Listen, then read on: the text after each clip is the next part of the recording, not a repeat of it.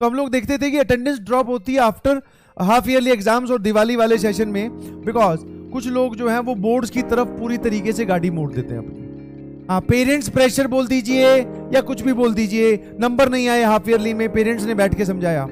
और कुछ लोग जो हैं सर वो IIT प्लस बोर्ड्स दोनों पर, समझ में, दोनों पर फोकस कर रहे हैं IIT प्लस बोर्ड्स में। इस मोमेंट पे या फिर ये वाला जो सिनेरियो अब शुरू होने वाला है, ये मैं जेई एस्पिरेंट के पॉइंट ऑफ व्यू से बहुत हेक्टिक, टफ और कंफ्यूजिंग मानता हूं, बिल्कुल। और ऐसा है भी, क्योंकि अगर नीट वाला एग्जाम होता, देखना जरा, मैं ऐसे किसी को कंपेयर नहीं कर रहा हूं, बट हाँ, नीट में आपको बोर्ड्स में एक मिनिमम स्कोर करना कोई कंपल्शन नहीं है। मेंस एडवांस बोर्ड्स है, उनके लिए बोर्ड्स है, मेंस एडवांस का कोई कंपल्शन नहीं है। अब सर अब जो सीजन आएगा ना, उसमें सबसे पहले हो सकता है, अभी तो हमें जेई मेंस की डेट ही नहीं पता, जनवरी में जेई मेंस है मान लेते हैं, फिर उसके बाद में सर करीबन फेब एंड या फिर मार्च में ये वाला पूरा टाइम हमारा निकलेगा बोर्ड्स में। इसके तुरंत बाद होते ही अप्रैल के फर्स्ट वीक या सेकंड वीक तक तो बात जाएगी नहीं सर, फिर से जेई मेंस 2, जेई M2 लिख रहा हूं, ये सेशन 1, और इसके करीबन 20 या 22 दिन बाद में अप्रैल या मई के फर्स्ट वीक में एडवांस।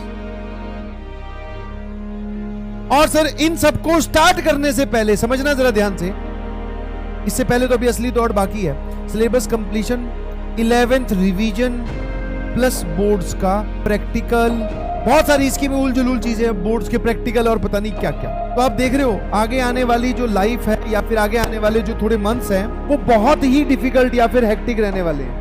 तो सर इसमें अब हम कैसे, इसमें पता है, देख रहे हो अब अलग अलग वैरायटी बंटनी स्टार्ट हो जाएगी। हाँ, प्री बोर्ड्स भी आएंगे ऑब्वियसली, इसमें syllabus, revision, boards, pre boards, practical, school में अटेंडेंस कंपलसरी, जो डमी है उनको भी अब स्कूल जाना पड़ेगा, बहुत सारी चीजें होने वाली है। तो this is your in future journey है।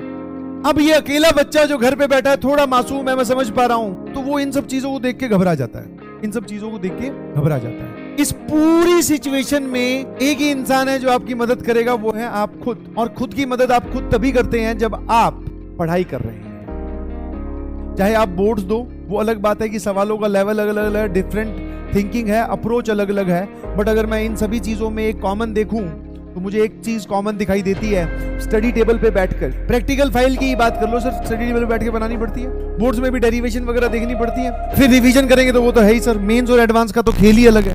तो बेसिकली आपको इस आने वाली सिचुएशन में मेहनत बिल्कुल भी कम नहीं करनी है, इनफैक्ट और ज्यादा बढ़ानी पड़ेगी, क्योंकि सर ये सब चीजें भी अब हमारी जिंदगी में प्रोमिनेंटली आने वाली है, जो लोग डमी लेके बैठे थे उनके।